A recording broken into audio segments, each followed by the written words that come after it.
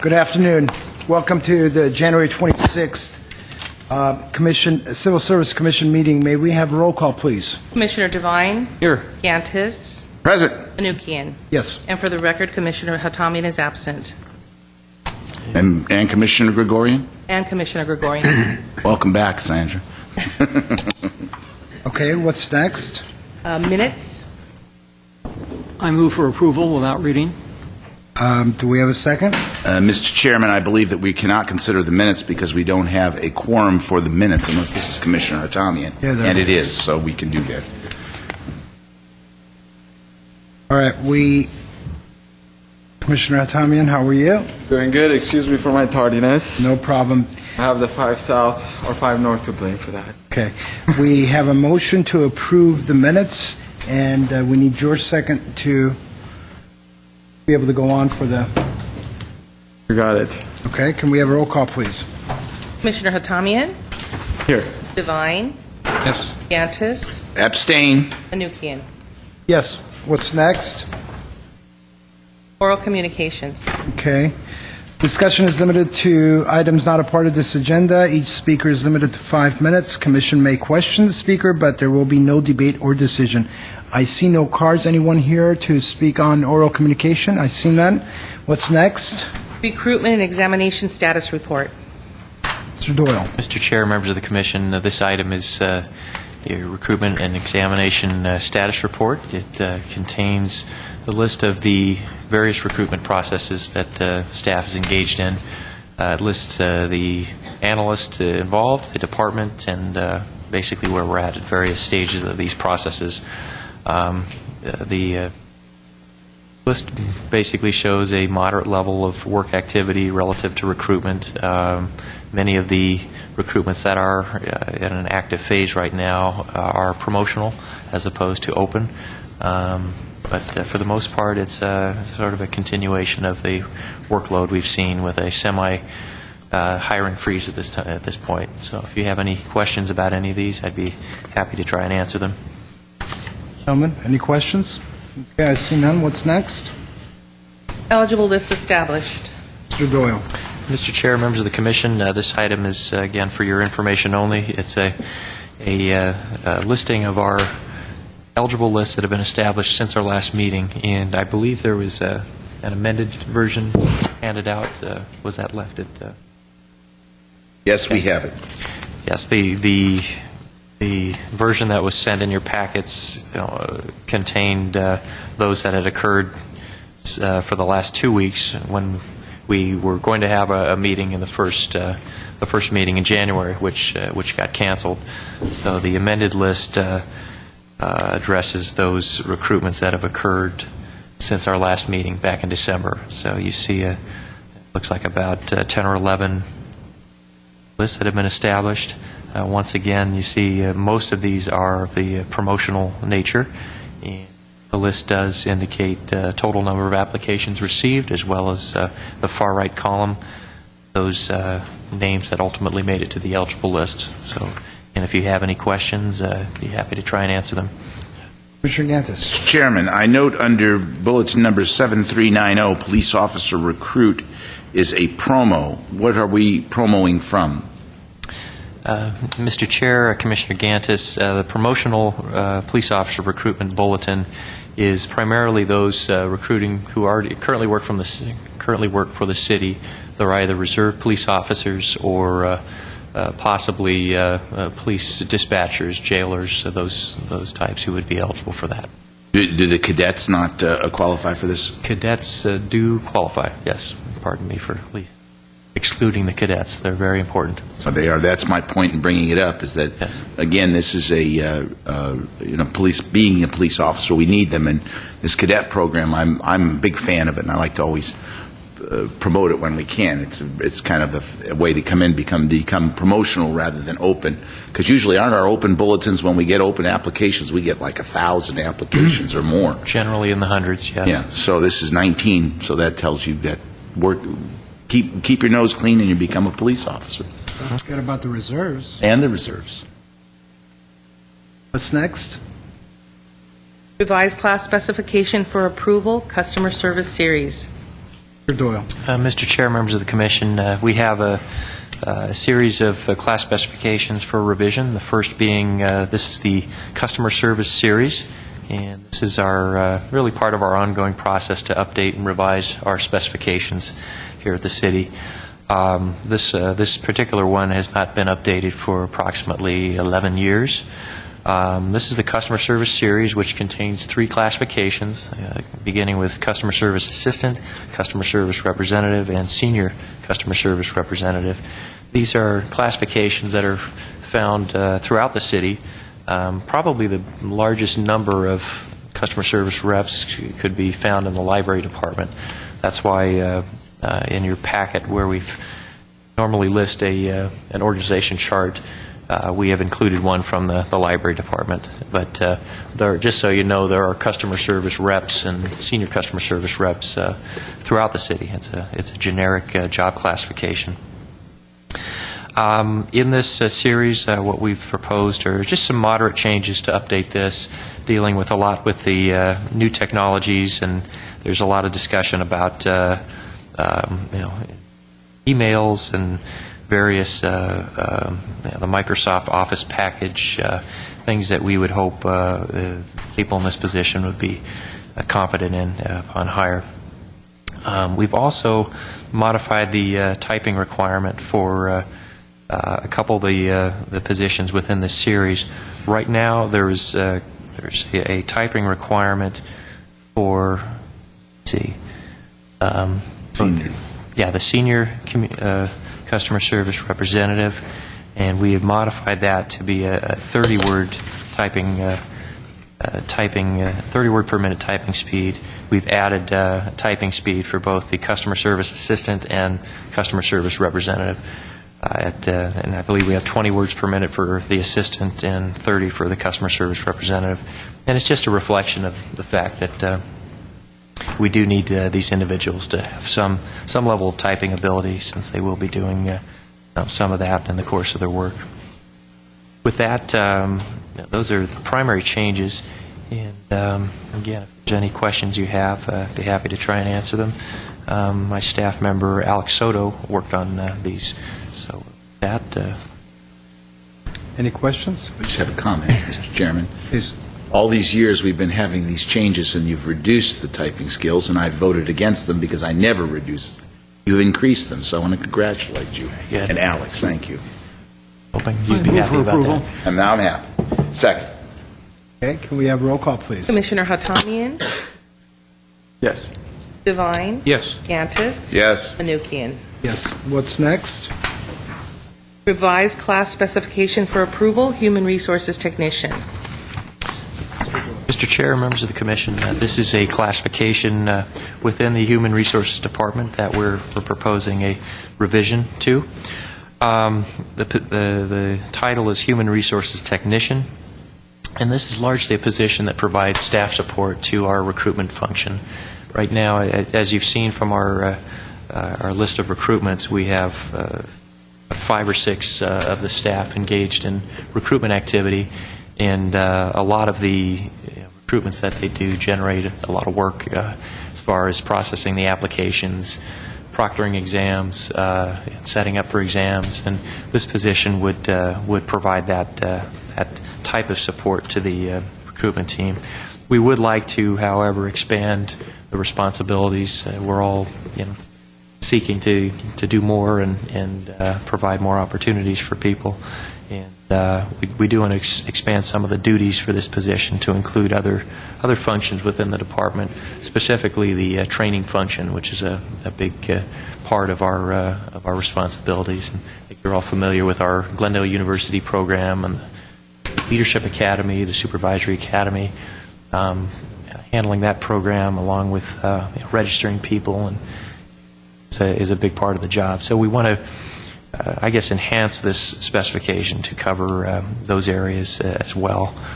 Other changes that are proposed here is really just updating the minimum requirements, and much of this existing specification talks about a specific applicant database called Sigma, which is really our primary applicant database for applicant tracking, and it's actually going to be going away in the next few months, and we're moving on to another different program. But so we want to kind of expunge the specification of that specific database and make it a little more broad. So with that, again, if you have any questions, I'd be happy to try and answer them. So. Any questions? Move to approve. Second? Can we have a roll call, please? Commissioner Hatamian? Yes. Devine? Yes. Gantis? Yes. Menuchyan? Yes. What's next? List cancellation, police communications operator. Doyle. Mr. Chair, members of the Commission, this is a request that we have to cancel the existing open eligible list for police communications operator. This is not something we come to the Commission to do very often, but there does come a point where the opinion of staff and the operating department, we sometimes find a situation where a list might become either stale or needing to be refreshed or updated. This position is, again, the police communications operator, a very, very important position within the police department. And what the situation is that we established a list from a fairly large open recruitment process back in December of 2009. Throughout the process, we probably had over 100, perhaps 200 applicants for the job. We narrowed that down to an eligible list with 19 candidates on it, of which over the past, again, 13 months, we have considered or seen 15 of these candidates from the original 19 that made the list. There's the staff report addresses that there were 5 of these individuals hired off this list.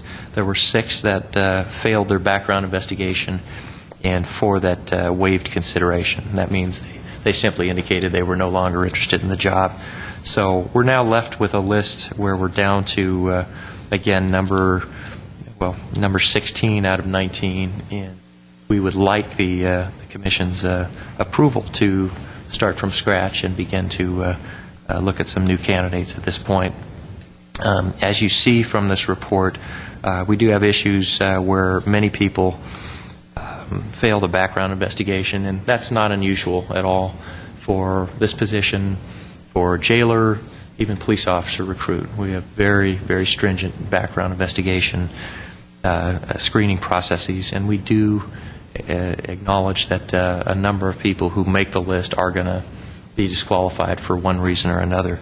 So given this fact and the fact that we're, again, we have a list that's over a year old, again, the police department is requesting the ability to now start from scratch and create a new recruitment process for communications operator.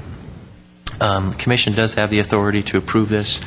The authority is derived from both the city charter and the civil service rules, and it essentially means most of our lists do go for 2 years. Our promotional lists have to go the full 2-year range.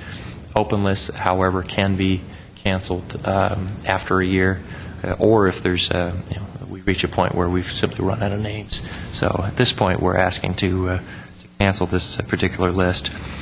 A few years back, the Commission gave some specific direction on when we do this, take this action, that we notify people who are on the list that we're taking this action, and that has been done. Essentially, the next 3 names on the list have been notified, as well as any city employees who happen to be on the list.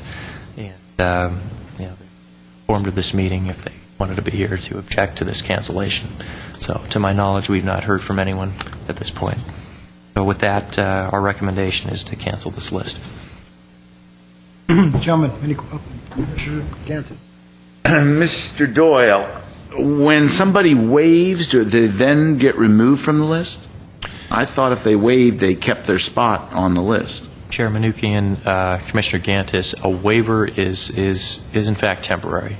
But what we're at is that these 4 who have waived have not given us any indication that they're interested in it. Occasionally someone will say, I'm not interested right now, but 6 months from now or 3 months from now, I may be, and either make contact with them again or they contact our office and express their interest. But as of the time when this staff report was prepared, we had the 4 that were not interested. And as I understand, we have openings right now that we'd like to pursue hiring. So We would just, if we cancel this, then we go out for another open examination, another oral or written, and create a new list. Is that correct? That's correct. And we'd hope to get another list of 19 or 20 once again, because we do go through so many with the backgrounds. This position, from I remember, you have a lot of turnover. It's not a Glendale specific thing. It is an industry standard. It is a very difficult position to fill, both in the police dispatch area and fire. It's the type of job where you could be sitting there, nothing to do for quite some time, and then all of a sudden, emergency will break out, and you'll have a lot of very intense activity occurring, and then it'll stop, and it'll be quiet for a while, and you have to have a certain aptitude for this kind of work. And, quite a number of people that we do hire are unable to complete probation and succeed in this job, but so there pretty much is an ongoing amount of turnover in this position. Yes. Mr. Doyle is absolutely correct, and if I want to bring everybody's attention to the Paula Street incident that happened some 4 or 5 years ago, dispatchers, the communications operator on that, were extremely effective in getting the officers where they needed to be, and they were also awarded for that and lauded for their work. So this is a very, very intense job. I just get concerned that we have people on the list, but that was why we allowed the top 3. Is anybody here to protest this cancellation? I'm sorry, Mr. I am done. Thank you. Very good point. I agree, and I would move for approval. Okay. Do we have a second? I do have one question before we move. Sure. How many people do we have currently on the list? That out of the waivers and the interviews and the 5 that were hired. Well, I'm just going to do the math here, and it would seem to me we've gone through 15, 19 were originally on the list, so 4. 4. And are they ranked as far as in tiers, group 1, as far as the examination is concerned? Commissioner Tommy, we don't have tiers. We do one eligible list ranked from number 1 through, in this case, 19. So these would be the individuals at the bottom of the list. All the way at the bottom of the... Were they ever given an opportunity to interview, or just because they were at the bottom of the list, were they afforded the opportunity?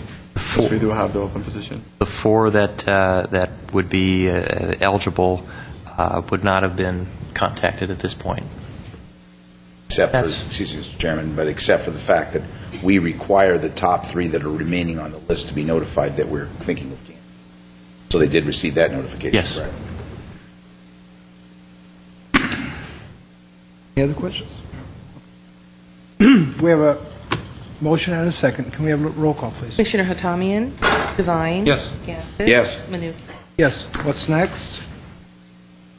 Report on advertising budget expenditures, October 2012, December 2012. Excuse me, 2010. Mr. Doyle. Mr. Chair, members of the Commission, I haven't heard 2012 yet. Fast forward. She retires in that year. I think that's what she's looking forward to. I was just telling her yesterday she has to start writing 2011. I jumped. Okay. Mr. Chair, members of the Commission, this is our quarterly report on advertising expenditures. Obviously, we do this every 3 months to give you an indication of where we're at with our advertising budget and the types of things we're spending that budget on. As you can see from the report, we are allocated approximately $40,000 a year for advertising. In all honesty, we have not spent anywhere close to $40,000 a year for the past 3 or 4 years, and a lot of that is a reflection of the slowdown in open recruitments, where we would have no need for advertising. But it's also, again, a change in the whole cost of advertising, whereas we've more or less transitioned away from print advertising, classified ads, publications, magazines, and now do almost all of our advertising on internet and various websites, which are free or pretty close to being free. So anyway, the amount that we have spent over this past quarter, which goes from October 1, 2010 to December 31st, 2010, is a little over $1,500. And the report, the second page of the report shows where those monies were expended on which ads in particular. And again, we would only spend money to advertise for our open recruitment processes. The promotional recruitments are everyone within the organization is notified of those, and as they're the only ones eligible to apply on promotions. And again, this is something that we've seen a pretty steady amount of spending on in the past couple of years. In addition to that report talking about the expenditures, we also try and give you a general idea of what other general outreach recruitment efforts we've undertaken over the past quarter, and listed on there a couple of the job fairs that we participated in. There's a very good one out in the Valley, Hire a Vet job fair, which was sponsored by the Valley Economic Alliance.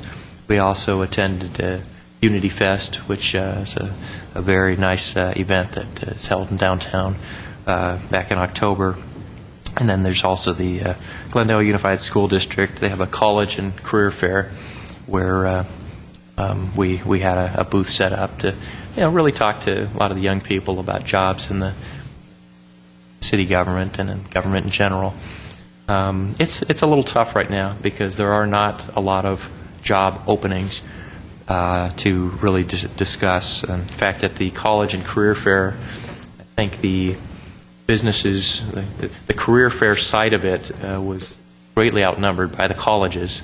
There's probably about 90% of the booths there were colleges, and about 10% were employers, and that was a little sad. But it's nice to engage with the community, and a lot of the kids who showed up were kids from Glendale College and the school district, and really our job is to really get out there and make sure people understand merits of working for the government and government service, and hopefully consider that as a career. So with that, that concludes our report on advertising expenditures and outreach for the previous quarter. If you have questions, I'd be happy to try and answer them. Mr. Doyle, last time we talked about regarding the videos that we had done for the police. Just wondering, has that been completed? Yes, Stokes is here. He might be able to answer this better than I have, but there is a video that we've been working on. As you know, we had an outreach recruitment video for police careers a few years back, which focused on really the Armenian community and trying to generate interest in careers in law enforcement. And the latest project has been a similar effort with regard to the Korean community within the city of Glendale. And my understanding is, if I could have Lieutenant Stokes come up here, my understanding is that the production of that video is complete, and I think we're just more or less trying to figure out a way to preview that and then take it on the road. So, I'll leave. Lieutenant Stokes, how are you? Good, Mr. Chairman of the Commission. Both of the videos are completed. We have been working with the producer director Vahe Babayan on doing some editing of our original video, which was aimed at the Armenian community. As you know, we have a new chief of police, and so we've been wanting to include a message from our new chief, and so we're working on just some final little tweaks on that editing. I do anticipate with upcoming retirements that we will be recruiting again on our open bilingual list from both bilingual Armenian and bilingual Korean sometime later this year, and so there will be an opportunity to roll out both of these productions, I'd say, within the next quarter. Fantastic. I applaud you for doing that. Thank you. Yeah. Well, also, we last time we talked about this, I really, really think, again, that if we can possibly consider doing something similar for the fire department, because fire department seems like, we've done a lot of outreach in the Korean, Armenian communities and all the other ethnic communities. But the the fire department, I think, is very important if we can try to consider to do, and the video doesn't necessarily have to be specific to one variation. And I think if we can plant the seeds in the parents' head to encourage them to get their kids to be more interested fire department and the police department, I really think this is something that will pay off for itself in the long run. Again, just a consideration, if the fire department can consider doing something similar, it can be one video to cover the Korean, the Armenian, the Hispanic, to be targeted to the parents, to just to get them to push their kids to consider that the fire department is a very good career.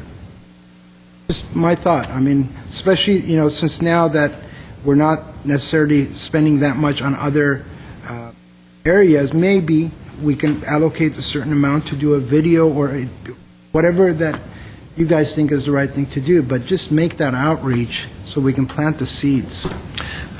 Chairman Nukian, that's well taken, and I'll discuss that with Chief Scoggins. It is certainly something we could afford to fund through our training budget, and I think it'd be a nice addition to the other efforts that they've made. And again, I don't want to neglect to mention all the things that the fire department does. Oh yeah, absolutely. I applaud them. Don't get me wrong. They have a wonderful public education program. They've got a vehicle that they had donated from one of the car dealerships. Tanya Gregorian is out quite frequently with. They have the junior fighter program. They visit schools, and a lot of that is designed to generate interest in that career amongst the young people primarily. But I think a video would be nice, and I think most of you saw the previous one that really captured sort of the day in the life and how the family support that's necessary to get people interested in a career like this. I think that would be a great idea. Yeah. Absolutely. And I didn't mean to in any way sound that the fire department is not. I know for a fact that Chief Scoggins and his group are doing everything that they can to do the outreach, and I applaud them, both them and the police department. But, this is something might be something different to try. Just my thoughts. Any other comments, questions? Yeah, I was going to say I agree with Chairman Nukian. I was also, I think last time when we were discussing this, the issue of the publications and diverse publications also came up. Do we know when we're going to implement advertising in publications which will reach out to the Filipino or the Korean community? I know you expressed to me that has been the practice, but do we know when the next form of advertising is going to take place or implementation of it? Commissioner Tommy, it's hard to predict that, and again, it really is sort of on a case-by-case basis. As we have open recruitment processes, we do look at all of those publications, and it's not necessarily reflected in the last quarter because we really didn't have a large number of positions that were open. Many of the recruitment that have been conducted are promotional in-house, but it is certainly something that we always look at, and again, the current report shows a rather minimal amount of actual advertising, but we absolutely are aware of those publications, and we can and will spend money there. Perfect. Thank you. Any other comments? Oh, yes. Mr. Chairman, Mr. Doyle, this report, and I agree with my fellow commissioners, but my recollection is, it's been so long since I've been here, that in previous, we also have these jobs posted on our website, and we usually get a report as to the number of hits, and quite frankly, the hits are significant, which has led to us reducing the need to advertise in newspapers. between the hits on the website, and I believe we also posted on Monster or Craigslist or something like that, and coupled with the outstanding efforts of you and your staff, and I mean that, to go to these job fairs, the Unity Fest and Cruise Night. I remember seeing Manya and Amy at Cruise Night 2 or 3 years ago, and you have a very visible presence, and people are actually interacting with our people on job availabilities, has really reduced the need, as I understand it, for this advertising, which of course frees up funds for us to do other things that are absolutely necessary in the city as we have less and less money. And I don't think this report adequately reflected that. I know we have in the past, and I realize I think we have a new assistant doing this, so if we could have that back on the reports, sure. I think that'll give us a clearer picture that, in fact, we are getting a lot of people out there that are interested. Commissioner Ganges, we provide that report, not sure if it's annually or biannually. But he's talking about the one that addresses where people have... Where the applications came from. Don't we get it annually? Annually, at the end of every...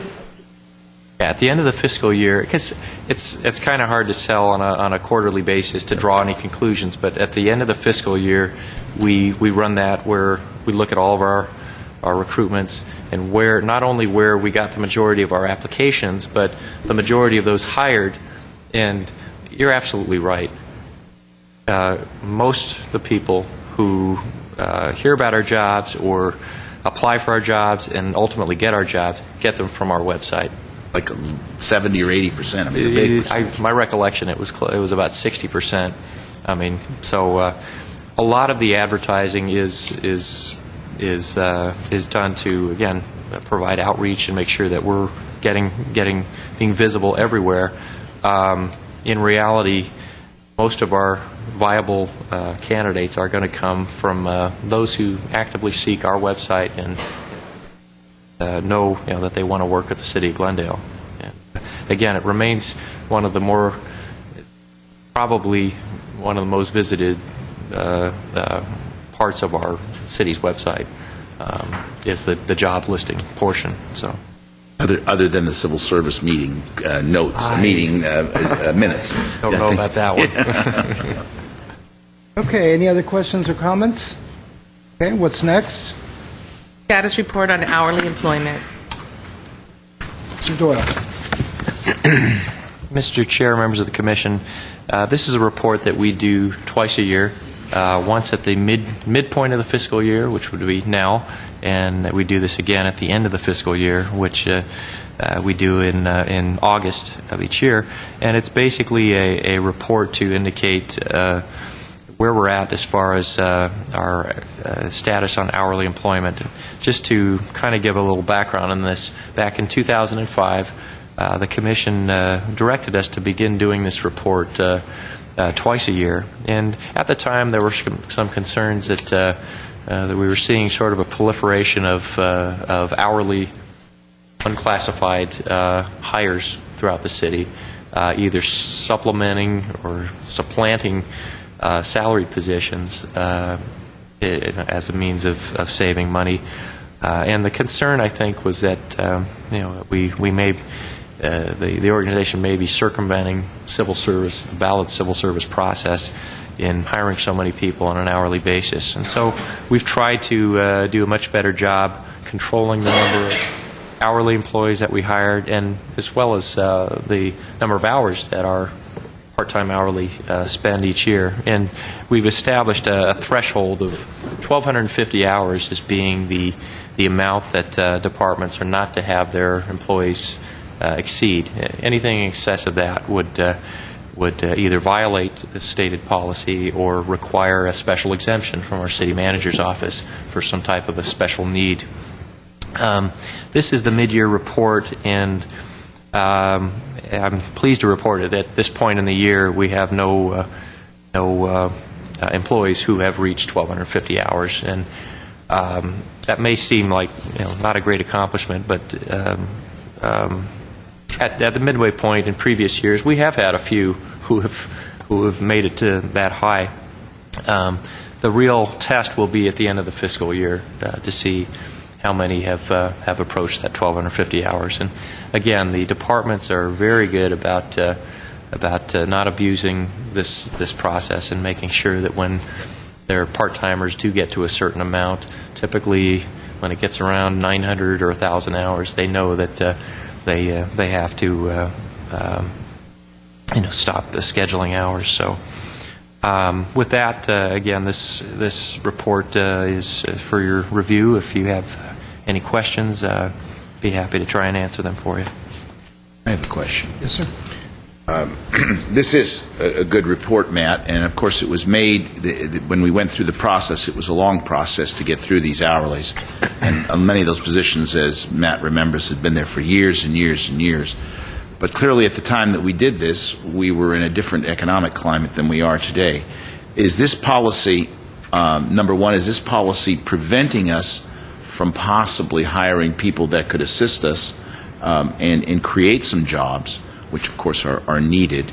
And number two, does the policy, and this is what I don't recall, allow that to happen with the approval of either the Director of Human Resources and or the Civil Service Commission? Commissioner Gantis, the opportunity to request an exemption from the city manager is available.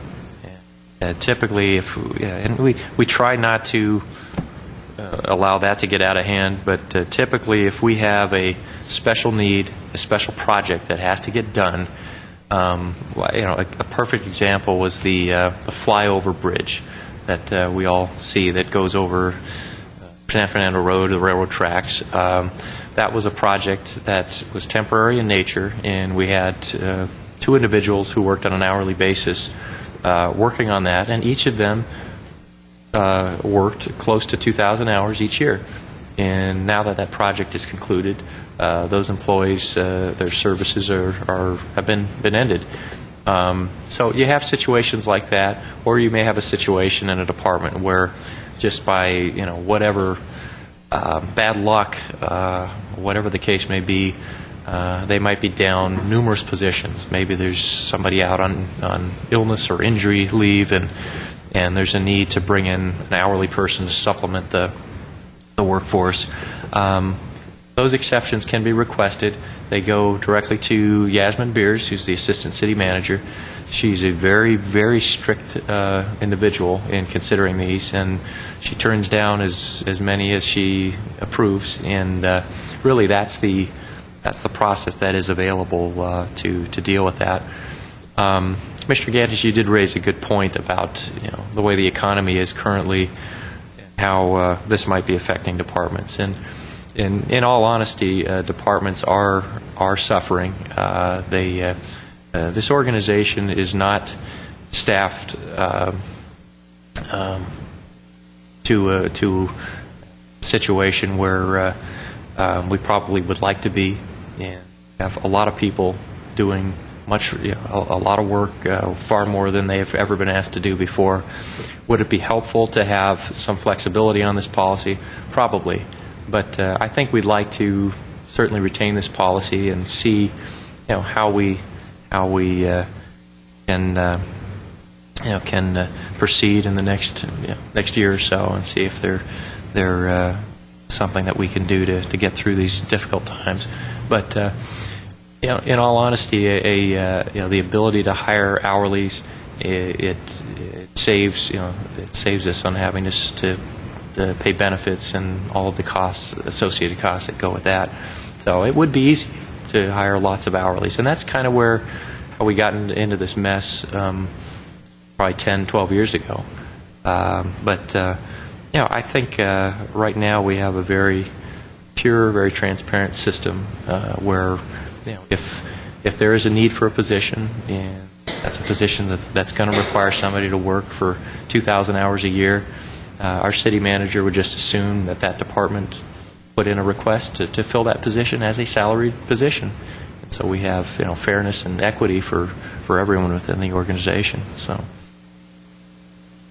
Thank you. Any other questions or comments? I do have one question, Mr. Doyle. Has the option of having contracted employees been explored to try to resolve the 125 or 1,250 hours in the issues. Has the city ever looked at having contracted employees at any point? Commissioner Hatami, yes, there are situations where we have contractors working in providing services for the city, and they're not necessarily treated as employees. They're treated as contractors. They're brought in through either a request for an RFP type of thing, and generally they're done for projects or assignments of a limited duration, and then once those assignments are completed, the contract is ended. But you do have to be careful with contracts, because in having employees hired for either temp agencies or firms that provide labor, there have been some pretty significant court cases where if you bring in people, even if they're working through an outside private contractor, but they're working within the organization, sitting next to fellow city employees, reporting to a supervisor, a city, a manager type thing. Excuse me? Regular hours? Working regular hours. There's a pretty prominent court case out there that would seem to indicate that we need to begin providing a certain level of benefits for those individuals, specifically pension benefits through CalPERS. And so while that is an option that's been utilized, we try to keep those circumstances of a limited duration, so we don't end up in a situation where we're obligated to begin enrolling contract employees from some third-party company, PERS benefits. The reason why I bring up this option is because I know not within cities near Glendale, but LA County in general will have contracted employees, and to avoid the employer-employee relationship, as you state, the way they label the employee is a contracted employee, and the employer, being the county, monitors the employee but doesn't supervise the employee. And the terms are set out in the contract. And what that does, that avoids liability in the long run if, for whatever reason, the employee does something that causes liability towards the county, or in this case, the city of Glendale. And, the wages are less. You have to provide them with the retirement. And at the same time, the benefits. And in those cases, we go through third parties. So we do go through agencies to provide the contracted employees. And you don't do this for high-level management, or more of the student workers or individuals that come in on a temporary basis. So my question was whether or not that option has been explored, to avoid. Yeah, I would be curious to see how the county structures that, so they can avoid the liability. It's a very sensitive area, and there's a lot of legal ramifications, but I'd be interested in looking at that. Okay. The issue of contracting is also controversial as well. Our employee associations would certainly have a concern if certain job functions would be contracted out. That would require us to engage in meet and confer, but certainly whatever would be workable, we'd be open to consideration. Ultimately, there's going to be discussions between the city and the union if that option is ever considered. At the same time, I think that's the most sensitive part of when you're dealing with contracted employees, is dealing through the union. I can say for the county, the way it's done, it's the security guards. The security guards for the county, they're contracted out through a company called Securitas. And that's been that way for years. And so whenever there's an issue that arises, they don't have the same civil service rights as a regular county employee would. That's not to say that you take away from county employment or city employment. It's just a matter of sitting there and determining whether or not certain positions are fit to be contracted out. Mm-hmm. And, you want to preserve the city. You want to preserve city employment. But it's just an option that's out there. And I could see how the liability, especially for security guards, could be a big. Okay, good point, good point. Okay. Any other comments or questions? I hear none. What's next? Presentation on the role and function of the Civil Service Commission and employee rights under civil service. I think this item, you Well, I was going to suggest that we postpone that since we're missing a commissioner, and I think all 5 of us should be here to consider that item. So I'd like to postpone it to a future date if we could. Certainly. I agree with that. We don't need to have a roll call or a motion. No, we do not. Unless there's an objection, we do not need it. I think everybody agrees, which is a good point. Okay, what's next? Agenda forecast. Doyle. Mr. Chair, members of the commission, the agenda forecast is before you. Offhand, we don't have anything specific to present to you, but we do have various things we're working on. We anticipate having bulletins and specifications before you in the next few months. Additionally, this evening we're commencing some hearings, and we may have additional hearings beyond that. So at this point, I have really nothing to recommend to the forecast. Your comments? Mr. Chairman, I would recommend, if we could, on this presentation, that we do this at the next meeting. Okay, well, I was going to say that at that meeting I may have to leave early, so then you'd be possibly with only 4 commissioners. So I would suggest if we can do it on the 23rd, that would be Fine. Fine. All right, what's next? Reports and information, past due employee performance evaluations from January 12, 2011. Commissioner Gantis, would you like to take that? Thank you, Mr. Chairman. This is our monthly report on those departments that have no past dues. As all of you know, we have engaged over the past 7-8 years in being very, very strict with our employee performance evaluations, and we have called all of the department heads to task, and it's been highly, highly successful. This particular month, we have the following departments that have no past dues. It's interesting to note that of these departments, they probably make up 92 to 93% of the employees in the city of Glendale. The city manager's office, the city treasurer's office, the community planning department, finance, fire, Glendale Water and Power, human resources, police, and Public Works all do not have past dues, and out of 1,751 employees, employ approximately 1,500 of our employees. So that's good news that we're up on top of these employee evaluations. Okay, what's next? Civil Service Commission and our staff comments. Mr. Chairman, Yes, Commissioner Gantis. I've been gone for 3 months, so I've saved all of my comments for the 3 months. But my comment tonight is a sad comment. As many of you know, I've served on this commission for a great length of time and had the distinct pleasure of serving under many secretaries, not least of which, of course, is our present secretary, Sandra. How long have you been with us, Sandra? About 8 years? 8 years.